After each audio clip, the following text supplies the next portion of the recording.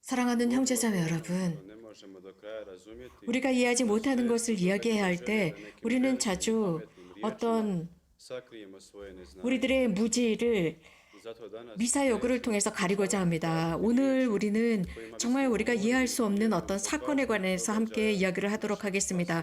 우리들의 역사, 구원 역사에서 가장 중요한 사건입니다. 바로 복되신 동정 마리아의 탄생이라는 사건입니다. 정말 좋은 것은 모든 상황 속에서 하나님께서는 늘 우리들에게 말씀을 건네오십니다. 이런 식으로 9월 8일 성모님의 탄생 축일이라는 사건 앞에서 우리가 이러한 위대한 사건을 제대로 이해할 수 있도록 말씀을 제시하고 있습니다. 그날 우리가 읽을 수 있는 말씀은 미케아 예언서의 말씀입니다. 위대한 하나님의 신비의 비밀을 드러내고 있습니다. 하나님께서는 가장 미소하고 가장 의미 없는 것들을 통해서 위대한 것을 하신다는 것입니다. 우리들은 작은 것이 필요합니다. 그분의 위대함과 전능하심을 드러내기 위해서입니다. 미케아 예언자는 이렇게 말하고 있습니다. 에프라타, 베들레헴아, 너는 유다 부족들 가운데서 보잘것없지만 나를 위하여 이스라엘을 다스릴 이가 너에게서 나오리라 라고 했습니다. 이런 식으로 하나님께서는 당신의 그 위대함을 앞으로 탄생하게 될 그분을 통해서 드러낼 것이라는 것입니다. 이러한 말씀을 이미 예고하는 것입니다. 예수 그리스도의 탄생입니다. 물론 여기에 그 뒷배경에는 앞으로 그분을 출산하게 될 분에 관해서 언급하고 있습니다. 당연히 그렇습니다. 이 말씀은 복되신 동정 마리아에 관한 말씀입니다. 한번 보겠습니다.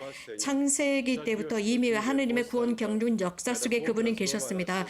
창세기에서 하느님께서는 말씀하십니다. 새로운 하와가 뱀의 머리를 짓밟을 것이라고 그에게 말씀하시는 하느님의 모습입니다. 이러한 미케아 예언서의 이 말씀의 진실은 이스라엘 역사 속에서 그대로 드러났습니다. 다시 말씀을 드리면 미케아 예언서는 이렇게 말씀을 하십니다. 앞으로 태어나시게 될 그분이 오시기 전까지 유대 백성을 그대로 내버려 두겠다고 했습니다.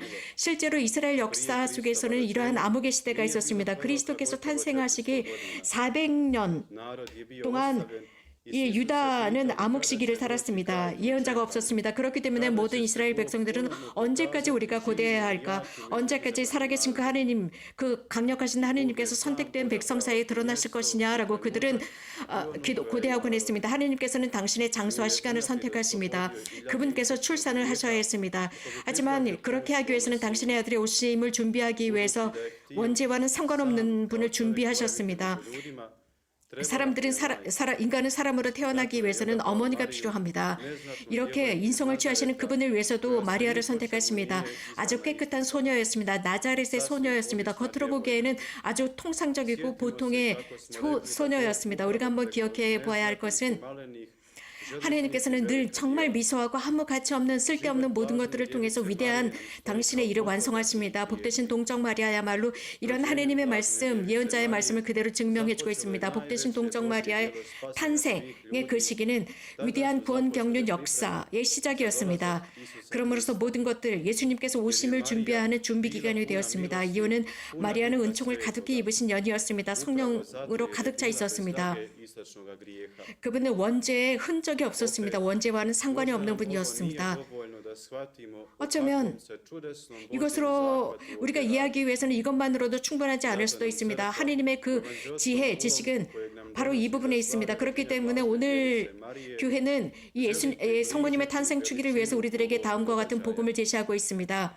바로 이러한 대사건을 우리가 좀 더 잘 이해할 수 있도록 준비해주고 있는데 9월 8일 우리는 복음에서 정말 어떻게 보면 우리들과는 상관없는 말씀인 것 같습니다. 하지만 대단히 중요한 위치를 차지하고 있습니다. 다시 말씀드리면 예수님의 족보에 관한 것입니다. 마테오 복음사가가 전하는 족보입니다. 여기에는 여러 이름들이 계속적으로 나오고 있는데 이들은 혈연 관계가 있는 친족들입니다. 여기에 등장하는 대부분의 이름들은 남성 이름들입니다. 하지만 여기에는 단 3명의 여성들의 이름만 나오고 있습니다. 다마르, 라합, 바쉐바입니다. 우리아의 아내입니다.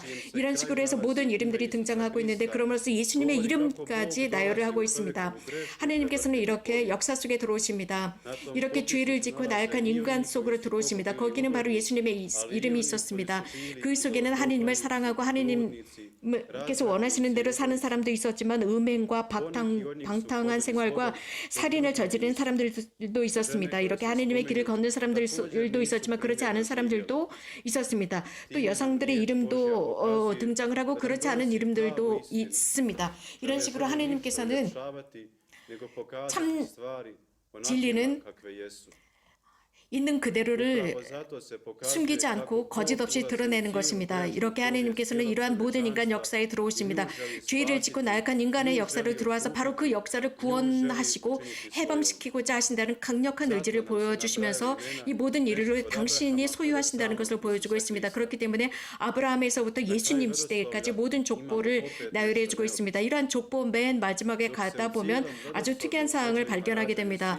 이 모든 족보들 아버지에서 누가 태어나고 이런 식으로 하는데 마지막 족보 부분에는 마테오 복음사가는 이렇게 전하고 있습니다. 야곱은 마리아의 남편 요셉을 낳았고 마리아에게서 그리스도라고 불리는 예수님이 태어났다라고 했습니다. 예수님을 요셉의 아들이라고 하지 않습니다. 마리아의 아들이라고 했습니다. 한 여성의 아들이 탄생했을 때 그것은 당연히 남편의 아들입니다. 그러나 예수님은 아니었습니다. 마리아의 남편 요셉이라고는 했지만 예수님은 마리아의 아들이라고 표현을 했습니다. 이렇게 성부님께서는 우리 모두를 위해서 예수님을 출산하셨습니다. 그러므로서 하나님의 그 활동이 완성되었습니다. 성부님을 통해서입니다. 하지만 성부님께서는 거기에서 어떤 그 대단한 보수를 요구하시지도 않았습니다. 항상 그분께서는 하나님의 뜻에 순명하셨고 하나님께 협력하심으로써 모든 것을 하나님의 뜻으로 돌렸습니다. 그러므로써 예수님께서 이 세상 전체에 오실 수 있게 만들었습니다. 이 마테오 복음사가는 계속적으로 이렇게 전하고 있습니다. 관계입니다. 어떻게 예수님께서 탄생하셨는지입니다. 이 아기, 예수 아기, 그 아기는 사실 요셉에게는 대단한 혼란이 되었습니다. 그러나 마리아는 아주 놀라운 빛을 이 세상에 모시고 왔습니다. 이스라엘은 하늘로부터 멀리 있었을 때 어둠 속, 암흑 속에 있었을 때 가장 먼저 복되신 동정 마리아를 통해서 빛이 빛나기 시작했습니다. 오로라같이 빛나기 시작했습니다. 성부님께서 우리들에게 빛으로 오셨습니다. 모든 사람들을 비추어 주셨습니다. 바로 예수 그리스도이십니다. 그 속에는 마리아의 모든 삶의 위대함이 그대로 숨어 있습니다. 예수 그리스도를 모든 사람들에게 모시고 왔고 사람들을 예수 그리스도께로 인도하고 있습니다. 이것은 아주 직접적으로 보여주는 것이 바로 이곳 메주거리라고 할 수 있습니다. 성부님께서 이곳에서 오셨습니다. 항구하게 40여 년 동안 이곳을 찾아오시면서 우리 모두를 예수 그리스도께로 인도하고자 하십니다. 어떤 메시지에서도 성부님께서는 당신에게 와라, 당신으로 충분하다라는 말씀을 하시지 않았습니다. 당신에게만 기도하면 모든 것을 들어주겠다라는 말씀을 하시지 않았습니다. 항상 우리들을 예수 그리스도 당신의 아드님께로 인도해 가셨습니다.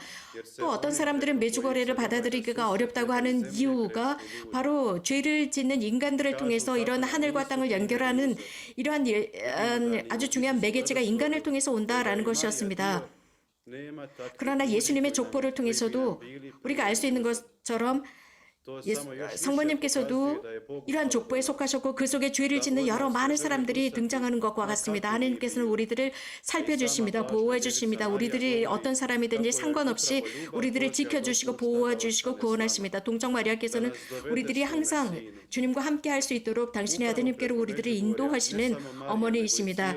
특별히 메주거리를 통해서 마리아뿐만 아니라 하늘 모두가 다시 한번 이 죄를 짓는 인간 역사로 오셔서 당신의 사랑의 메시지를 우리들에게 전하고 우리들에게 성실함과 사랑을 전하고 계십니다. 그러므로써 그 메시지를 받아들일 수 있도록 하고 그 하늘을 우리가 실천하고 살아갈 수 있도록 합니다. 우리가 혼자가 아니라는 것은 분명합니다. 그것은 우리가 증거할 때 그렇습니다. 제 삶의 가장 암흑 시기에 이 메주거리는 저를 위한 빛이 되었습니다. 그래서 제가 어디로 가야 할지 방향을 잡아준 것이 바로 이 메주거리였습니다. 메주거리에서 우리들은 여러 다양한 방법으로 하나님을 만났고 자비를 만났고 고해 성사와 성체 성사를 통해서 하나님을 만났고 이곳에서 하나님께서 사람들을 어루만지십니다. 특별히 성모님의 모성적인 사랑을 통해서 어루만지고 있습니다. 바로 이것이 이곳을 찾아오는 모든 사람들, 메주거리를 만나는 모든 사람들을 변화시키고 있습니다. 그 정결한 모성의 사랑입니다. 그 정결한 모성의 사랑은 모든 사람들을 사랑의 원천 예수 그리스도께로 인도하고자 합니다. 우리들도 배워야 합니다. 사랑하는 형제자매 여러분, 복되신 동정 마리아의 모범을 따라서 우리들의 삶이 빛이 되는 것입니다. 타인을 위한 것이죠. 그래서 우리들도 다른 사람들의 삶에 그리스도를 전하는 것입니다. 우리가 이게 곧 메주거리를 경험한 사람들로서 아주 특별한 이 하늘의 어루만짐을 느낀 사람들로서 그것을 우리들만 가지는 것이 아닙니다. 입을 다물고 침묵을 지키는 것이 아닙니다. 그럴 권리가 없습니다. 다른 사람들에게 이것을 나누는 것입니다. 여전히 이곳을 모르는 사람들, 그래서 이곳에서 이러한 놀라운 하느님의 사랑을 경험할 수 있도록 초대하고 권고하는 것입니다. 절대로 인간을 혼자 버려두시지 않으시는 하느님의 사랑입니다. 40년 동안 참 길로 인도하시는 성모님이십니다. 이러한 하느님의 프로젝트가 어떻게 보면은 굉장히 작게 보입니다. 그러나 우리가 준비했을 때 너무나도 위대한 것으로 보이게 됩니다. 하느님의 어머니가 되시는 이 성모님, 성모님은 그분께 순종하셨습니다. 그렇기 때문에 우리들도 그렇게 해야 합니다. 그분의 프로젝트에 우리가 순명하고 그래서 우리들을 통해서 그 프로젝트가 완성될 수 있도록 해야 합니다. 모범이 되는 것입니다. 제가 서두에 말씀을 드린 것처럼 하나님께서는 아주 미소하고 아주 의미 없는 모든 것들을 통해서 당신 자신을 드러내신다고 말씀을 드렸습니다. 사람들의 눈에는 아무것도 아닌 것 같습니다. 그러나 그 아무것도 아닌 미소한 사람들을 통해서 하느님의 영광이 드러납니다. 우리들을 통해서 우리와 함께 그 하느님의 영광이 드러납니다. 그러므로서 하느님께서 여전히 우리들과 함께 하시고 우리들의 모든 잘못된 길로 가고 우리들이 자꾸 넘어질지라도 함께 하시는 것에 감사드립시다. 날마다 감사드립시다. 우리들을 버리지 않으시는 하나님께 감사드리고 당신의 사랑을 복되신 동정 마리아와 친구들과 가족들을 통해서 보여주시는 하나님께 감사드리도록 합시다. 이곳 메주거리에서 동정 마리아를 통해서 보여주시는 그 사랑에 감사드립시다. 성모님의 전국의 피난처 속에서 하나님께 우리들의 모든 것을 봉헌하고 또 다른 사람들을 위한 증거가 되고 모범이 되도록 합시다. 우리들이 이렇게 되도록 소명을 받았습니다. 여러분들께 평화와 선을 빕니다. 나중에 만나도록 합시다.